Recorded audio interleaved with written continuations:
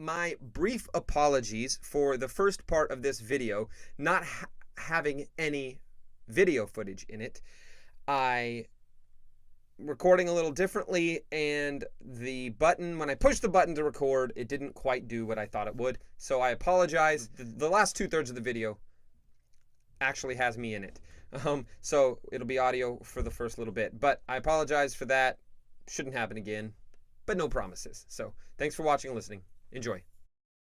Today on Family Tech Update, your gun video searches might take you to pornography sites. The very popular first-person shooter PlayerUnknown's Battleground is now free on Android and iPhone. And should you delete your Facebook?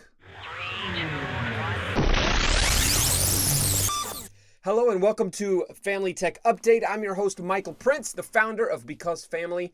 Family Tech Update is brought to you by Unglue. Unglue is a great way to monitor the amount of time your kids are using their devices for free. And then, if you subscribe, you're able to give them some limits and things that they can help set themselves and manage themselves to teach them better time management on their screens. Right now, they're running a special for, I think, one more day as this is recording for 30% off savings for their spring special. So if you go to familytechblog.com and on any of the sidebars, you click on the Unglue link, that'll take you to that website where you can download the app, try it out, and then I'm sure eventually you'll want to subscribe so that you can help your kids manage their screen time better. So let's, without any further ado, get to the news.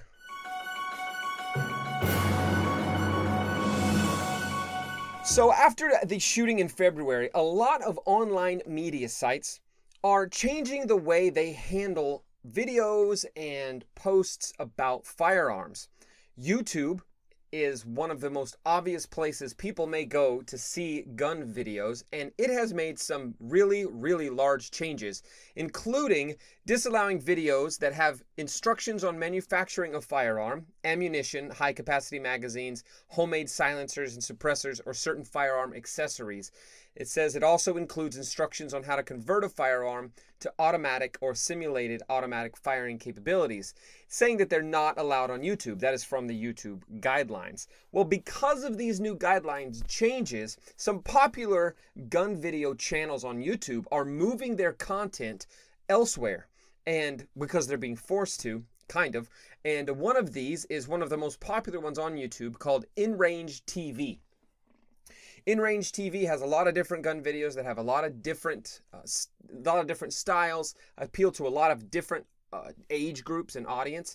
And they recently they're moving all of their backlog, and they're going to be uploading their future videos on Pornhub.com, which is one of the most popular pornography sites on the internet. This is a website that whatever video you're watching, surrounding it is other videos, links to other videos for pornography, and links to ads and things that are very sexual in nature. The reason this is an issue is because people of all ages are fascinated by guns. I have guys, when I go set up Circle or something like that in their home and I try to help them get some filters put on their devices, one of the main questions I get living in the Midwest is, well, will it not let me watch the gun videos I like to watch? Is it going to block that stuff? Well, the answer now, if it's on Pornhub, is yes. It absolutely will block your gun videos, especially if it's on those websites. And if it's any good at all, it'll block it. If it doesn't, it's not doing its job. This also means that as you search for a video for guns, say you put in, a video about a certain style of gun shooting at a certain fruit, or a certain, magazine adaptations or modifications or whatever it is, you search for that. Well, those videos won't be showing up on YouTube surrounded by other videos about guns, possibly. It's going to show up on Pornhub, and so your results in Google are going to be these adult websites.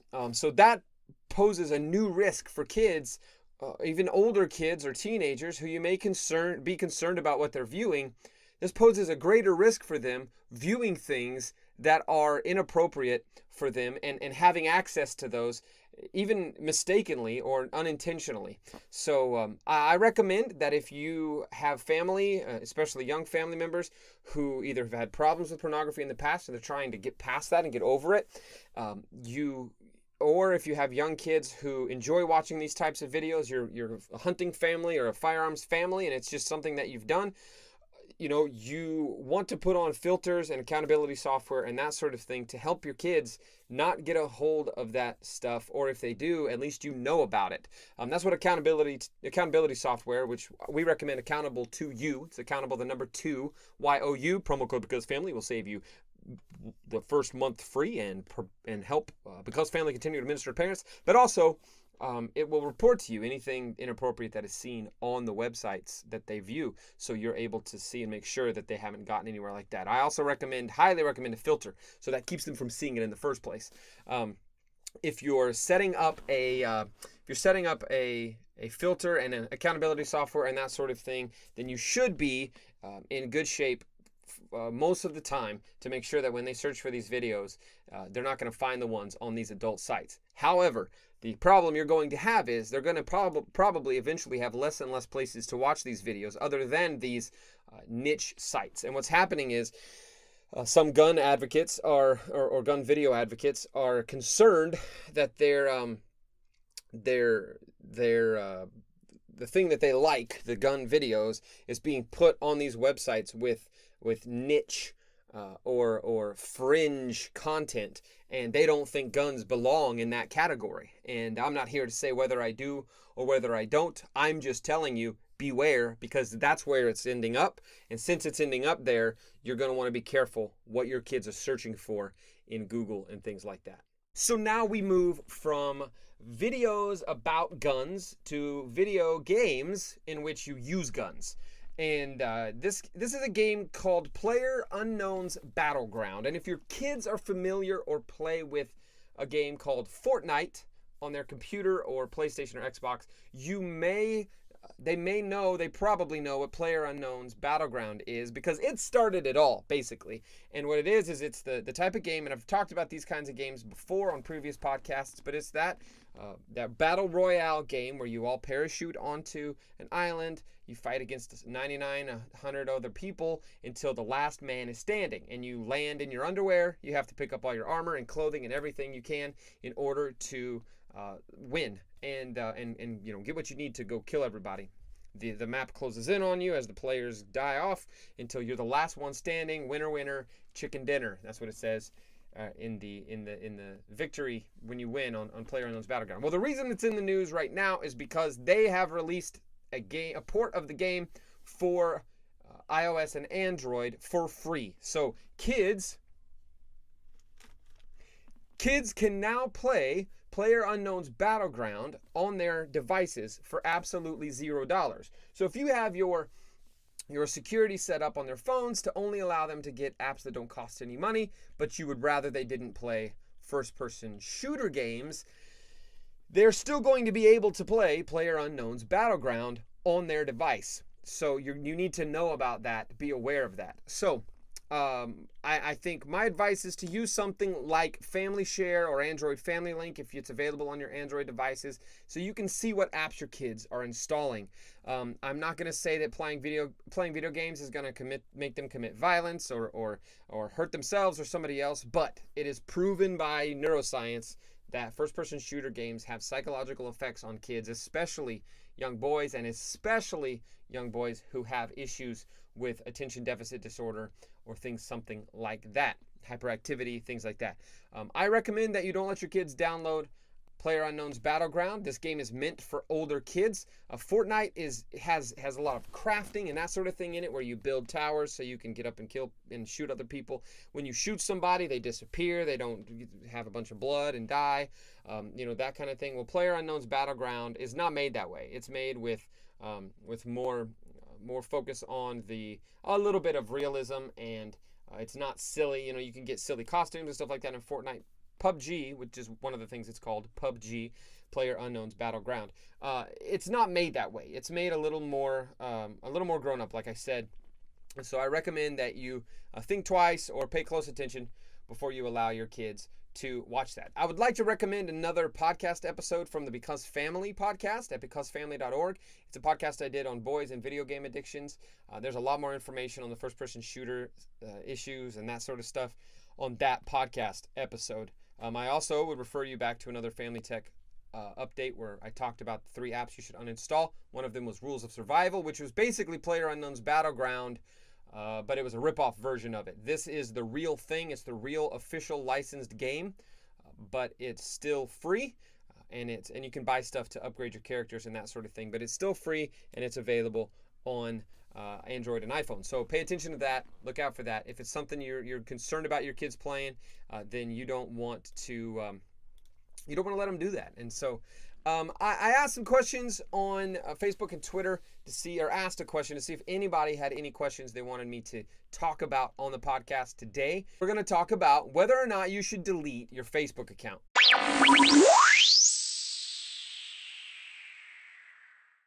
Everybody's talking about your data and Facebook. Everyone's saying, here's how you protect your data on Facebook. Here's how you delete your Facebook account. Here's how you run away screaming from Facebook. Ah! And there's great reason for that. There's a viable reason that people are feeling that way. Not long ago, in fact, it was on March 17th, some media outlets opened up this case that this organization called Cambridge Analytica had been getting data that they use from Facebook apps that people had allowed them to access, using the data that people had allowed Facebook apps to access on behalf of these companies.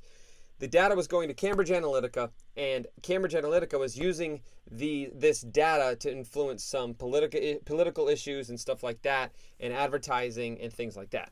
Mark Zuckerberg put out a full, not necessarily an apology, but a acceptance of responsibility and a notice that he was going to they're going to be making some changes at Facebook, and so he did that, which was a good thing. I'm glad he did, and I read the whole thing, and it was actually I was pleased by it. Some people weren't impressed. They thought what he said lacked an apology, but to me, if you can claim responsibility for what happened, that's a version, in my opinion, of an apology, especially in the corporate marketing world. Just accepting that you made a mistake and you got to do better, if they're really accepting that. But saying that you're doing that is a step in that direction, and I think it's good. But here's what I think you need to know. There's an article on CNET that I think is very helpful and something that you should consider. Cambridge Analytica is an analytics firm. I'm going to read straight from the CNET article. I'll put a link to it in the show notes so that I can credit it properly. But let me see. I'm going to make a note right here. Bam, bam, bam, bam. Okay. Cambridge, they're a data analytics firm. Their parent company is called Strategic Communication Laboratories. They help political campaigns reach potential voters online. They combine data from multiple sources, including online information and polling, to build profiles of voters, and it then uses computer programs to predict voter behavior, and then they can influence that behavior through specialized advertisements aimed at the voters they've been analyzing through our internet data. He says we have lots of, this is Nix, Alexander Nix, who is the CEO, says we have lots of history of things. I'm just giving you examples of what can be done and what has been done. So what they did was they had apps for research for psychologists, they called it. The app asked users to log into their Facebook account, and then it took a bunch of their data that they have on Facebook, their location, their name, the names of their friends, and the friends' data, stuff like that. And then they gathered all that and they used it for these political advertising purposes. And that is apparently against Facebook's regulations for how you're supposed to use data. But the issue here is that nobody at Facebook said anything to them about what they were doing. So I don't know, we don't know, or I haven't found if we can prove whether or not Facebook knew what was happening. Some have said they didn't know. People are saying, well, they had to have known. They just didn't say anything to them about it.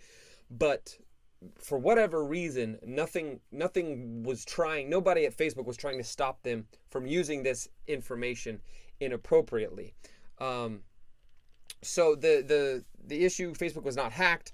It was information, and you were not hacked. If they got your info, it's because you gave it to them. It's because you allowed their app to use your data.